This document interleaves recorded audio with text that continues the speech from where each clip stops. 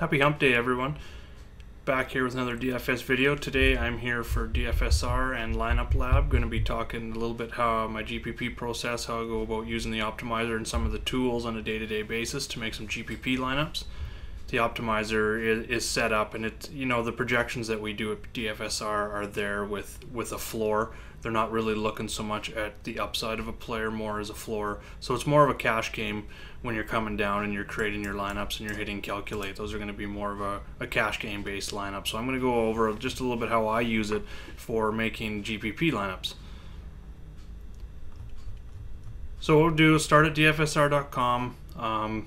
This is the lineup optimizer. You can select your slate, as well as you can see the information on the games. We've got win speed, we've got game total, we've got the favorites.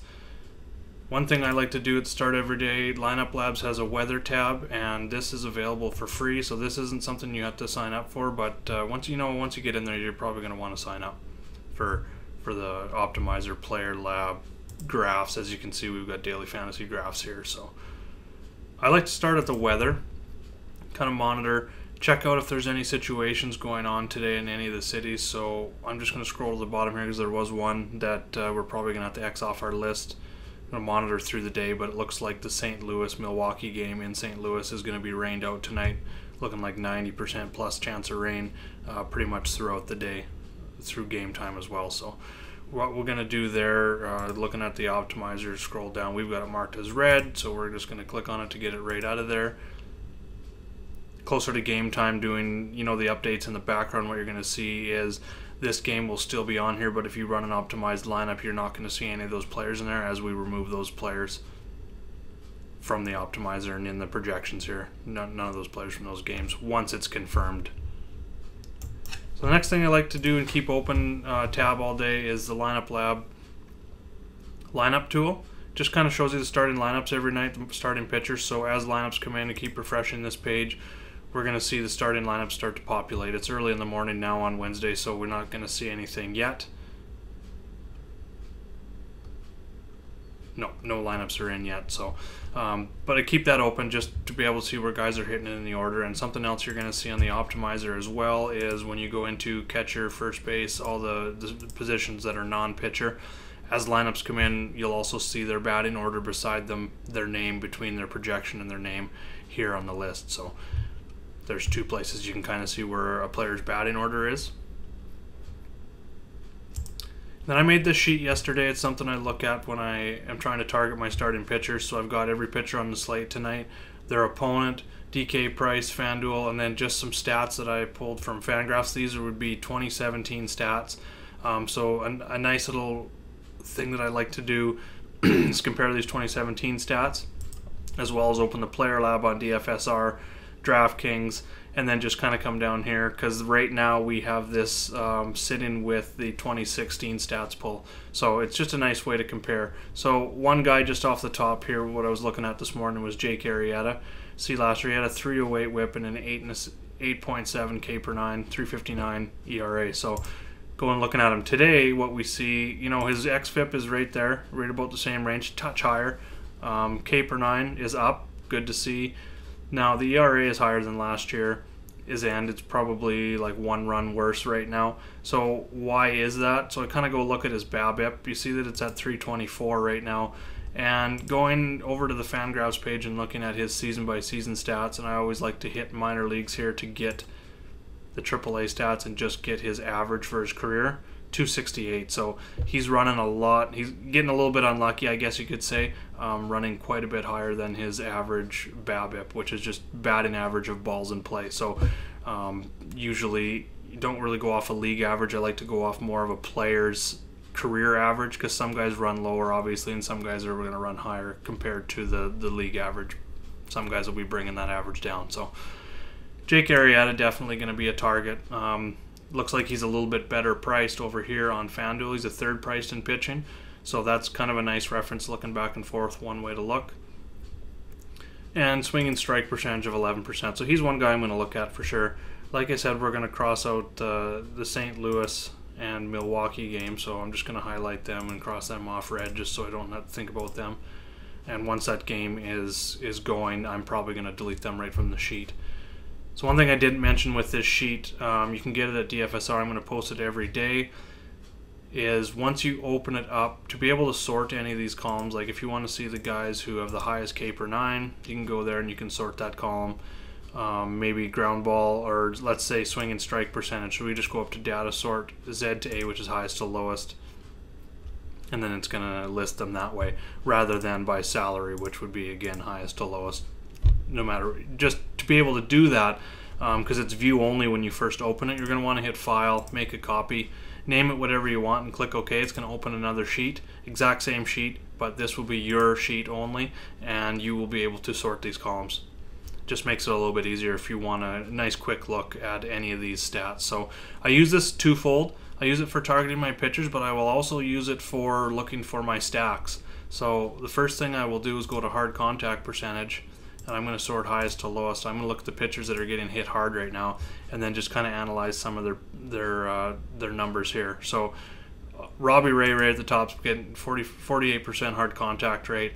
He's been walking over 5 per 9. He is a high strikeout guy as well, but he can get hard. He can get hit hard as well. So sometimes he makes a nice stack against, and sometimes he makes a nice pitcher if he's facing maybe a weaker team that isn't as good against left-handed pitching. But today, as you see, he faces Washington. They're going to be a good team to target for sure. So what I'm going to do with that information, just quickly here, I'm not going to go through in depth each player. I'm going to start doing that a little bit more in some future videos, but just kind of quick run through my introductory to my process, daily process. So with the information, I want to target Washington. So what I'm going to do is I'm going to come over to the optimizer. We're going to go, just to make things a little bit easier, we're going to go to the FanDuel tool. I talked about Jake Arrieta, so I want to target Jake Arrieta today. And him being a little bit disappointing early in the year and being the highest priced on DraftKings might also open an opportunity of little bit lower ownership than some of the other pitchers just because of that struggle. So that's something I look for as well, is try and throughout the day, I read Twitter, I try and listen to the Sirius Sports Radio, a bunch of podcasts, and just try and nail down what the percentage ranks are going to be for players in a night, and that's how I kind of go about targeting my pitchers. So I'm going to lock in Jake Arrieta, and then two ways I go about doing my stacks. Like I said, I'm going to X off that game. I'm going to come to stacks, and I'm going to find Washington.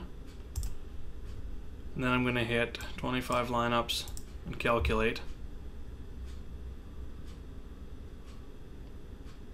Now this is something I'll do early in the day because we don't know the batting order or where anyone is in their lineup, and just see what it spits out for Washington guys with my Jake Arrieta lineup. So I'm getting Matt Wieters in there, Rendon, Trey Turner, and Jason Worth. And the percentage beside the guys is how much exposure it's created out of those 25 lineups. So Trey Turner's in 100%, all 25 of the lineups. Jake Arrieta, obviously, because I locked him in, will be in 100%. Matt Wieters is in 100%. So you can kind of see the guys that are going to be filled in heavy. So if I want to know if Bryce Harper, if they actually could fit his price in there, I'm going to hit Control F, and it's going to bring up the search bar up here. When I do, I'm just going to search Harper's name. So there he is in that list, and we hit Enter. Yeah, so as you can see, he didn't show up in any of the lineups. So now if you want Bryce Harper, you want to make sure Bryce Harper's locked in there. I will keep my Washington stack down here. I'll just go up here and I'll tweak, and I'm going to go over and I'm going to lock Bryce Harper in. So he will be in now 100% of the 25 lineups.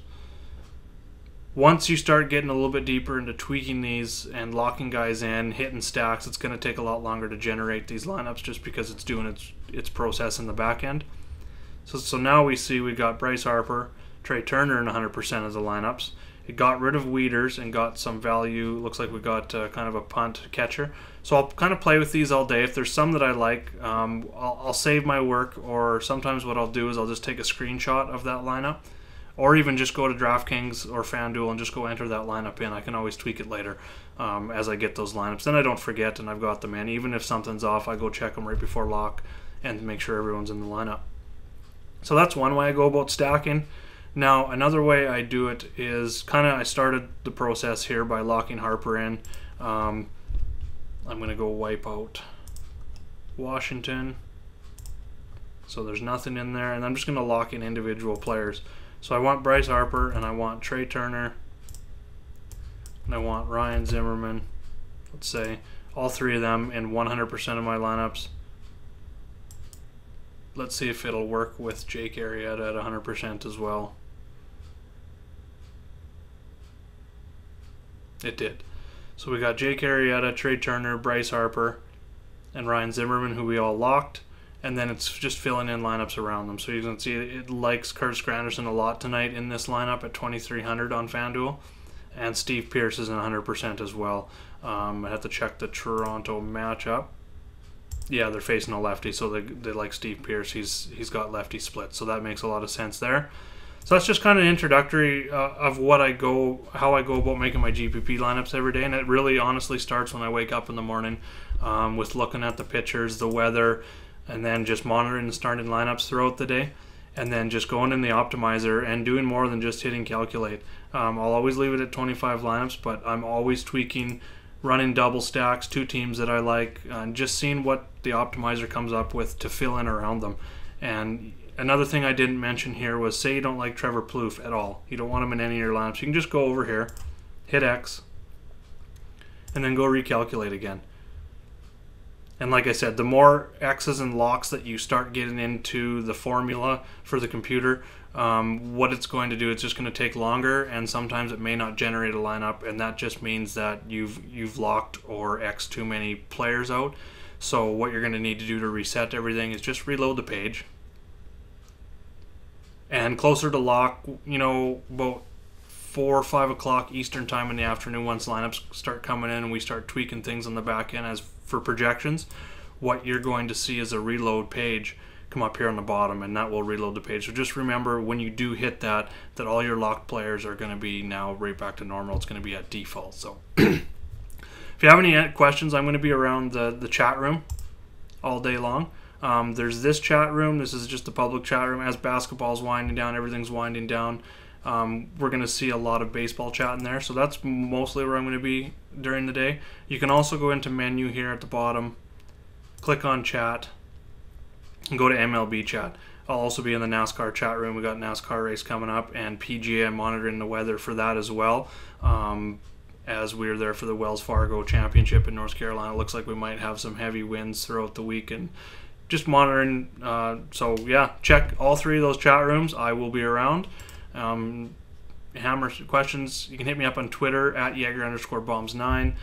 Hit the like button, subscribe to my channel, and you'll get automatic updates whenever I have new videos coming out. And if you have any comments as well, you can leave them in the comments section below. Thanks a lot, guys, and we'll talk to you real soon.